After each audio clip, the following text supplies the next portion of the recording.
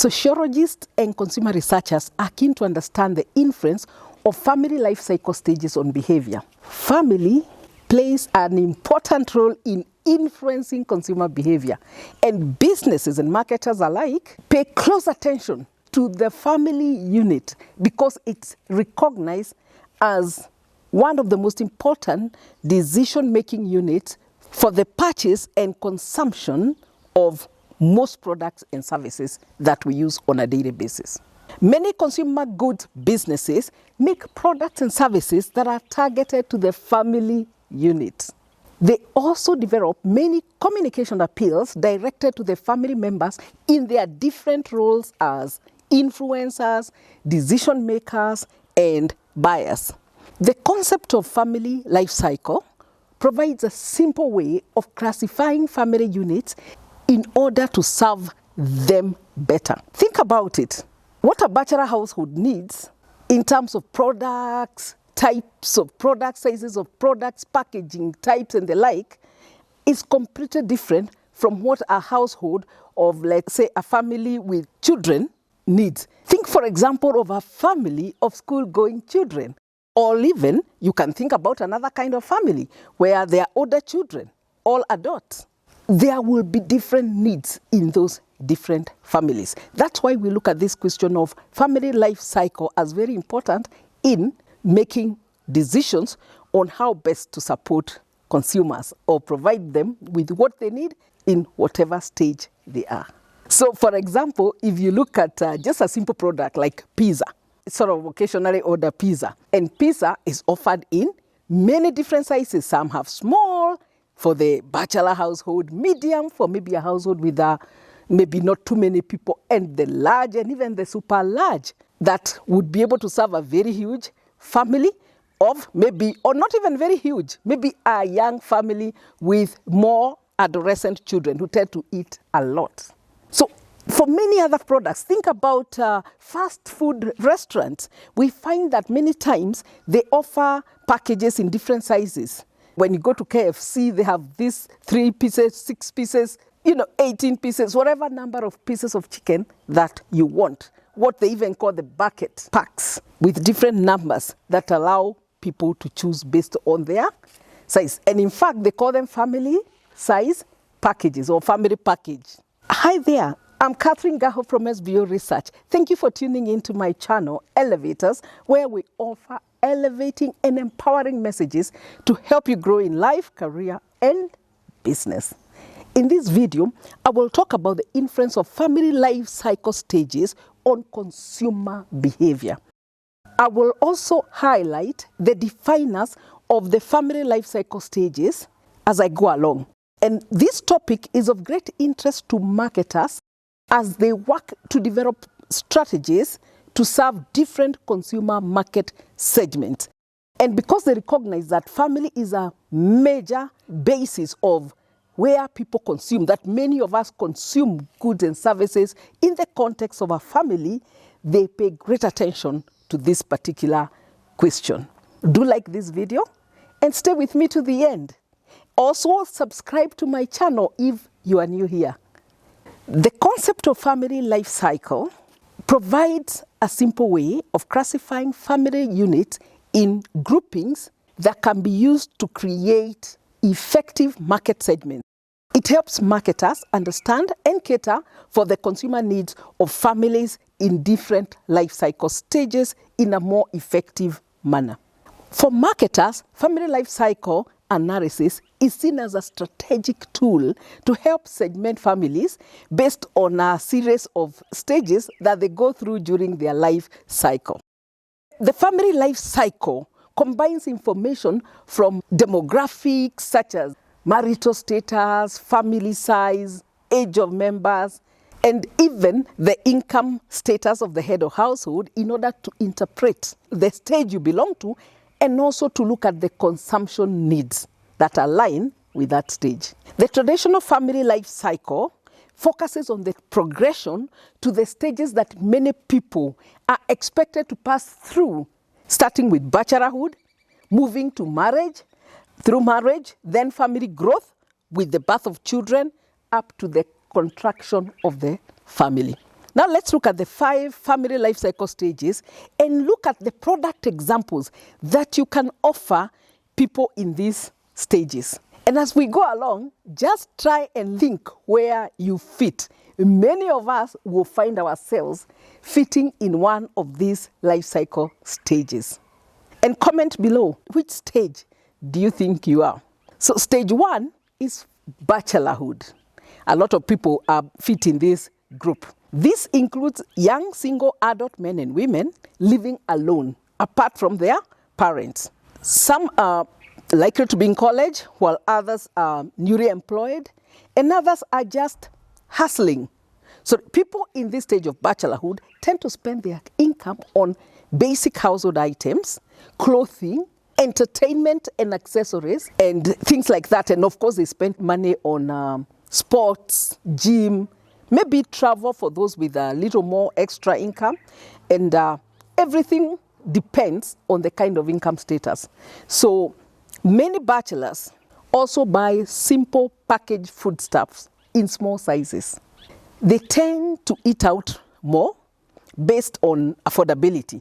Actually, these days, there are so many varied options for eating out at reasonable prices. In Kenya, for example, there are so many possibilities, from the kibanda to the supermarket, where you find simple, common foods that are available and sold based on weight. In other words, if you even only want to eat 3 spoons, you are able to get that and pay for only that, and which is very convenient for some bachelors who find it quite cost effective. No need to buy gas, have to cook, and then end up having to wash dishes.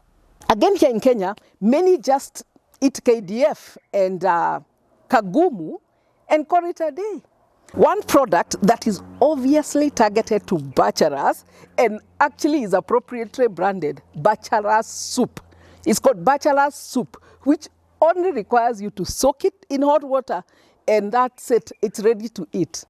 There are also events that are targeted at bachelors, maybe outings, in the past discos and the like, and certain events before Corona. But today, of course, things have changed, but there are still many other possibilities. When they start planning marriage, of course, everything changes. Engaged and soon-to-be married couples are targeted by wedding planners, event venues and entertainers, photographers, MCs, and all those businesses that help support a couple in organizing a marriage. Today, there are so many reality TV shows also that target this group. The wedding industry has become a multi-billion shilling market. The second stage is honeymooners. These are young, recently married couples. The honeymoon stage basically starts immediately after marriage and continues up to the point when the couple gets a first child. They start looking for household goods, bedroom furniture and living furniture. They may look for home appliances, curtains, dishes and utensils to set up a house. Basically, they are starting at that point. So they need to find things that make it possible to start up a house. If you're working, they might have more money for leisure activities. And now marketers need to understand the status where these people are in providing the kind of products that fit them. The third stage is parenthood. These are married couples with at least one child living at home. When a couple gets a first child, the honeymoon period ends in all practical purposes. We say the honeymoon is over the minute the child comes. They enter parenthood stage, and this stage of parenthood lasts a very long time. For some people, more than 20 years, for some, even more, depending on the number of children, the spacing, the timing, and all that. This stage is normally divided into several other stages. So different people in parenthood will have maybe preschool children. That's a different stage from those with primary school children, those with high school children, and those with college children. So they can look at it as other sub-stages or phases, preschool phase, primary school phase, high school phase, and college phase. And many parents will identify with this, that it's truly different to run a household full of preschool children compared with a household with high school children and with college children. It's totally different. And at different stages, they require different things, different services and the like. Now, the family relationships, finances, and consumption behavior changes gradually through these stages. People consume many varied products and services through the different stages. It will include food, durable furniture, which can last a long time, toys, games for different age groups, education products are common through the various stages, related insurance products, and lots of food, and so on. Clothing is another one because the children are growing and they grow so fast and keep leaving behind the clothes. And of course, you all know, like here in Kenya, and in Africa in general, we have this thing called hand-me-down, where if your family, you are several of you, and many African families had many children, you would pass the dress down to the next and the next child. So again, parents, you would always look for durable clothes so that they can last more than one child. Stage 4 is post-parenthood. An older married couple with no children living at home would be said to be in this stage. Because of the long time that parenthood stage lasts, this post-parenthood stage, that is the stage where all the children have left home, can be traumatic for some people. And again, it can also be liberating. And again, it can also be liberating for others. In general, we call it the empty nest, which is already, it suggests some trauma. Empty nest, everybody has gone, you're alone. It basically means is a stage where parents are basically left home alone. You all know about the movie about Home Alone. It is about the child who was left home alone. But now in this case, we have a home alone situation that is almost worthy of a movie. The home alone parents who've been left together. Many don't know how to handle the transition. They don't know what to do, how to relate with each other. Maybe they are also retiring at the same time. And it might coincide with retirement for one, but the other party maybe continues to work. And it creates a complete different environment. And sometimes there can be a lot of even friction coming out of not understanding how to handle this transition. And maybe some of the products that actually do serve to address this are some kind of training, counseling, and the like about handling transitions. This type of transition, whether it is retirement or whether it is a transition of children leaving home. Sometimes many parents are not conscious that they need some counseling to be able to cope with this. But again, it depends. If you're able to cope with it well, if you find it liberating and find activities to engage yourself in, then it will happen naturally. Otherwise, it's always good to look at those who've done it before and learn something from them. Some people, like those who have been in employment for a very long time, find this transition very challenging. They find this transition very challenging. This situation of people, the children leaving, their employer, telling you to go. You sort of find a situation where some people say they feel like the message is that you are no longer needed or that you are no longer valued in society. That the employer says you should go because you are now old, you have finished your work, or what you can do. The children also don't seem to care so much. They have also left and maybe don't communicate much. So it's a stage that requires management. And marketers can offer value here by providing products and services that enable people to transit more effectively. Now, some other people think this stage is liberating when they no longer have to work for school fees or other major family expenses, and they can keep their money to themselves and use it to travel, go on holiday, pursue their hobbies and other entertainment. Some even go for cruises, golf tours, and the like. The idea for marketers is to find how to interact with this group and provide with them service. Some people also go for further education. Others go to learn a new skill, hoping to re-enter the employment market at a different level or even to start a business. Some may even consider selling their big home and move into a smaller apartment where their needs can be met better or which fits their current circumstances. Now, during this stage, most people are more comfortable financially, and marketers seek to understand how to tap those resources. Some real estate companies are moving to build properties for the adult communities and to take advantage of this post-parenthood stage. Of course, the situation is not always easy, especially if you reach this stage without adequate savings or if you face poor health.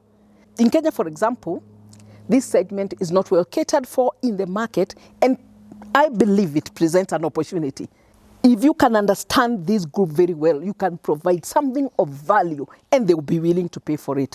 But marketers are generally wary of this segment because they believe there is this opinion, this view that is very common, that many older people are fixed in their ways and therefore difficult to change. Now, the fifth stage is dissolution. This is where there is one surviving spouse. This occurs because of the death of one spouse. The surviving spouse tends to follow a more economical lifestyle. And this is usually the wife, because women live longer in most countries, according to statistics. Many surviving spouses seek each other out for companionship, while others enter into other marriages. This is, of course, not very common in Kenya, but it's now happening. It's beginning to happen. Now, classification of families by stage in family life cycle provides valuable insights into family consumption-related behavior and gives marketers an insight into how to serve different segments around this family life cycle stage. The traditional family life cycle begins with bachelorhood, moves to marriage, and then to an expanding family, finally contracting and ending with the death of a spouse. We all agree that the family unit is complex. Indeed, some critics argue that this family life cycle theory oversimplifies life. And we tend to agree that there is an element where you cannot be able to fully appreciate the dynamics of family. They are concerned that it fails to consider also the many alternative family living arrangements that have become common in recent times. So it's good to keep those caveats in mind when you are dealing with this family life cycle stage question. Now, dynamic socio-demographic changes in society have resulted in many non-traditional stages that a family or non-family household might pass through. For example, childless couple or couple marrying later in life, or single parents and married couples living together and the like. Single person households have also grown in the last few years. And so all these are stages that require different attention, and marketers cannot ignore them either.